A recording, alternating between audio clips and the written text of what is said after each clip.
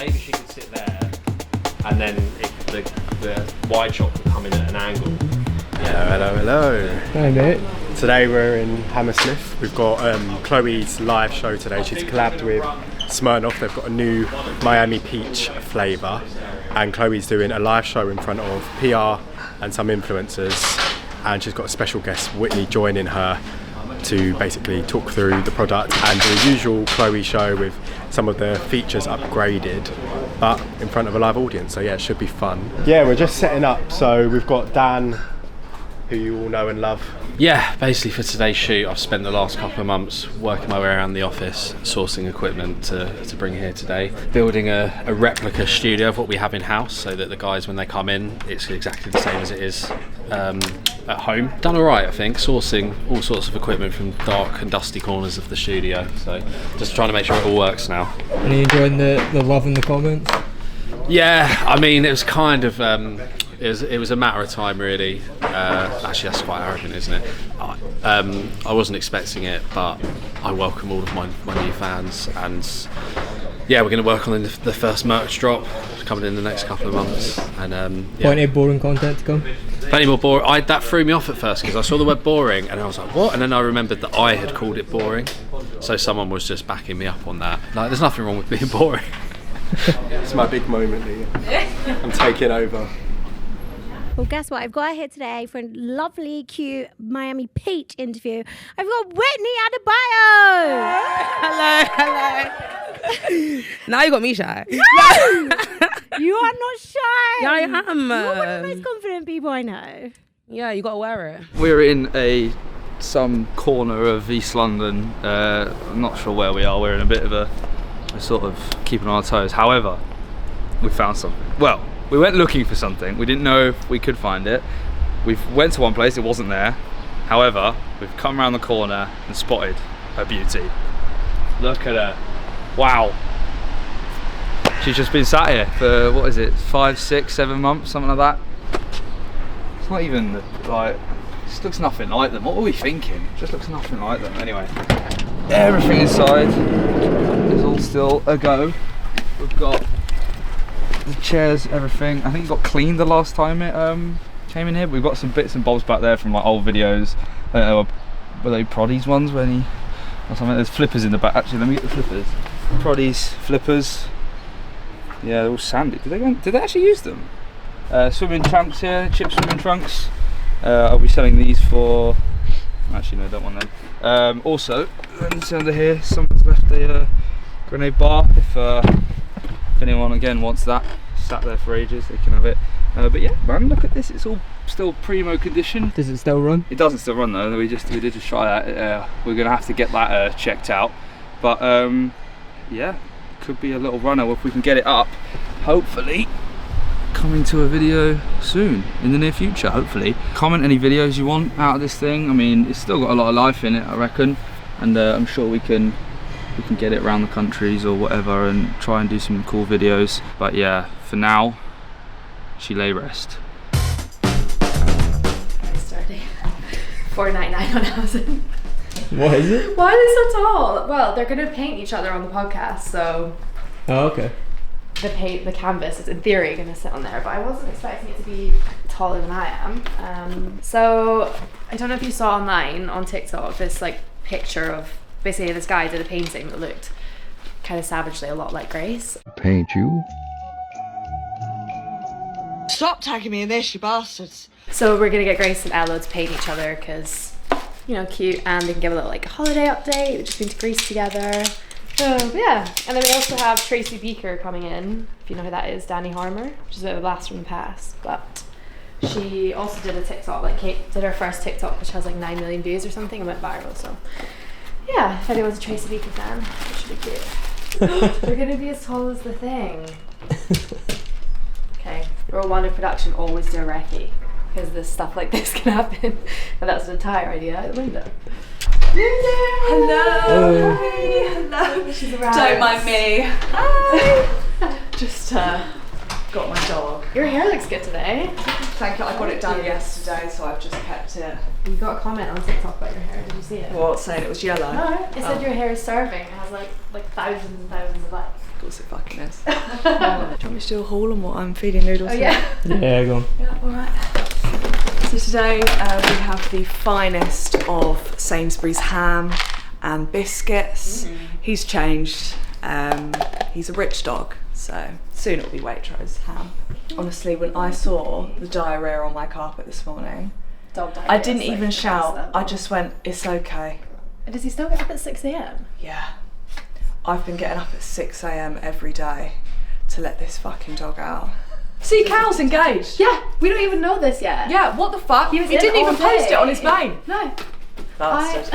I had a full conversation with him yesterday. It's holiday, not a single thing. He didn't even mention it. Not a single thing. Wow. Wow. I would go to jail. Yeah. Yeah, if I was the I know, fiancé. it's like, I'd be telling everyone. It's just me. I wonder what her ring looks like. I know, I'm desperate to see the Zoom ring in. actually, which is really nosy if I am.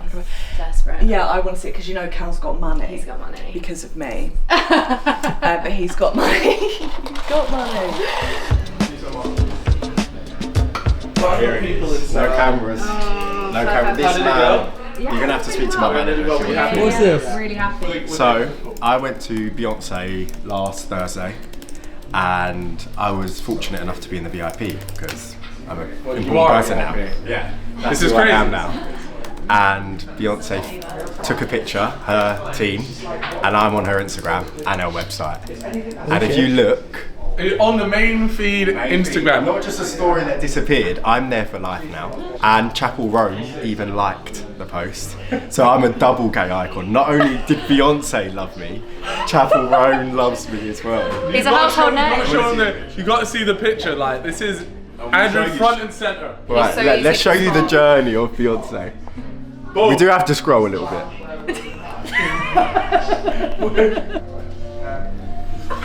Oh, And look where Beyonce's looking. He's trying to claim it. No, in this picture. I thought it was a group No, picture. but there's a No. video where Beyonce is. There's a video of Beyonce pointing at me. Yeah.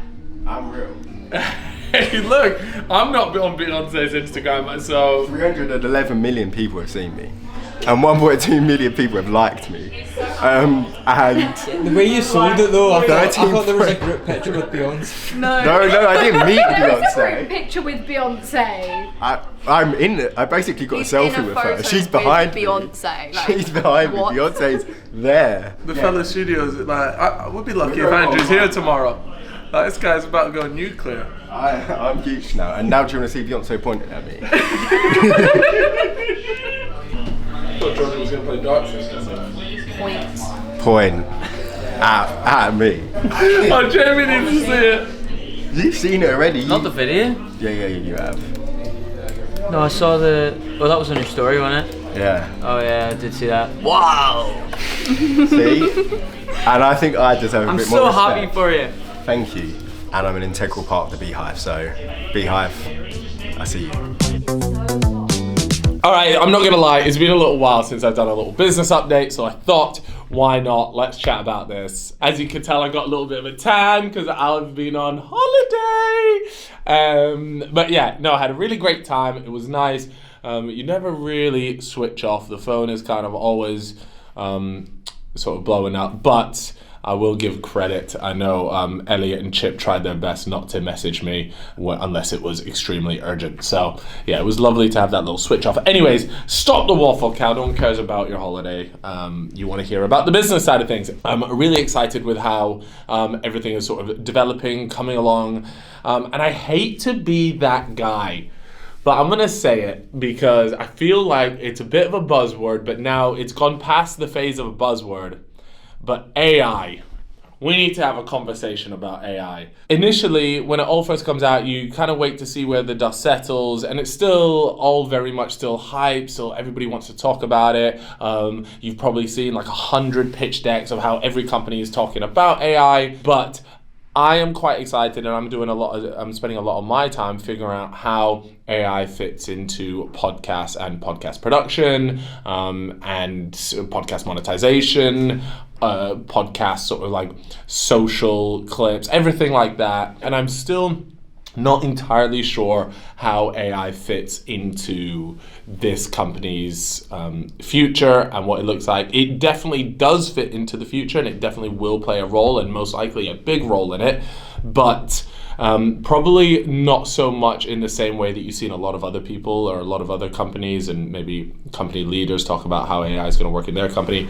For us, it's all about enhancing and allowing people to do more with the time that they have and spend less time doing a lot of the tedious admin, small side of things, and really allow us to automate a lot more of the non-creative processes, if you will. I'm not quite sure if AI, at least yet, has that sauce and the ability that so many of the really creative people in this office have. But what I will say is, and one thing that I think you'll start seeing on a lot more job specs and going forward, is just people's sort of compatibility or their knowledge around AI to a basic level. So being able to use prompts, understanding how to get something out of AI and how to sort of speed up processes and tasks by using AI. So there'll be a lot of people right now that are watching this and maybe want to get into this industry, maybe just a completely different industry. But if there was one skill that I think people should really go and learn and pick up on, is probably just how to use AI to complete tasks or speed up the process of doing tasks quickly. So that has been a really big focus for me personally, and I'm putting together a sort of plan on how I see it integrating into podcast production, in terms of the amount of money that can save a company. It could be astronomical, but also it can earn a company so much more money because of the level of output that you're able to get. Let's also talk about something else that's really exciting for me, which is live events, because we've actually had a couple recently. We had Chloe vs. the World do a live event, and then we also had Deepit do a really, really cool live event. It was like a brunch and drinking brunch. Bottomless brunch, there we go. I think this is where you're going to see a lot of really exciting activations happen, and it's something that we've always been passionate about here at the Fellas. Is right, okay, so we have our core product, if you will, which is the podcast. Traditionally, podcasts were only audio. Okay, cool, we've come in video, social, all this side of things, but what about live experiences? Okay, so you have the traditional live shows. That's not really an experience. So if you go and look at Grace's live show, for example, that has a lot more, it's so much more interactive, and it's a lot more engaging, and there's a set on there as well, and so it really feels like you've come to see a show, not just a live recording of a podcast, and that's been super important for us. But then you can say, right, okay, so how can we now turn things into experiences? And I think the great example, and I want to say a big credit to the Deepit girls, but also to Meg, who's been working on it, and I believe there were a couple other people that really helped out and pitched in to make that a success. But it's experiences, and Bottomless Brunch for those girls makes a lot of sense. I think there was a really fantastic turnout, and it's important to say that you can try these things pretty low risk to begin with, and then from there, hopefully, you get a bit of feedback. Not everything's going to be perfect, but you tweak things until you get it absolutely right, and then from there you can sort of take that around the place, different venues, bigger venues, and just elevate the experience and make something new. And I think that is what really, really excites me. And me and Chip have spoken about it on the Fellas, for example. We want to do like a bingo night. That would be sick. Work with Bongo's Bingo.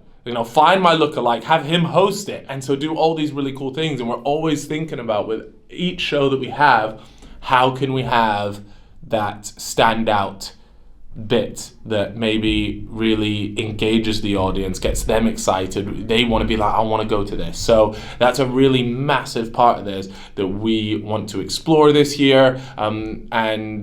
Yeah, I mean, it's just super exciting, but a big congratulations to the Deepit girls as well, but then also to Chloe, who did her live thing as well. So yeah, it's just a start, but it's very exciting and a massive, massive opportunity. Let us know, leave a comment down below actually, what show, essentially, could you just do my job for me? What show would have like a cool experience that isn't just a live show? I want something like a Bottomless Brunch for the Deepit girls. I want the same. I think it could be really cool. Maybe like a live Radio Rufus debate. I don't know. Anyways, leave me some ideas, please. Help. Anyways, that's a business update. I've got a little bit of a thing going on. We've got some spare tickets for Robbie Williams this week, I think, and we're trying to work out a competition / structure for people to fight it out to go. There'll be 5 rounds person who goes out is out each round. Okay. Starting with you each round because you're youngest. Then go in Jabba, Raymond, Hemmer, and. It'll be Jack. Leo. I'm Leo. It's both for him. It's a crocodile. Jabba. What is this? If you go out, you're out. What is it? What's it? 5 rounds. Ooh. Hemmer. We've got a real one. Back to Aaron. There's Jabba. Now I was trying to work out what the fireball. Oh my god! No. A moment. What a tooth. I would have gone anyway, man. Robbie Williams, you know. Right, Raymond's out. Next round, carrying on. Starting with you. What you vote for, Liam? Oh, yeah. Is it me? Yeah. Is it? Yeah. You just sat in the wrong order, which was This is confusing. worse. If I get the amount, that's not Hammer, back to you. Clevo for Liam. Bye, Liam. Right. This is a dangerous strategy. Oh my god. Changed it up.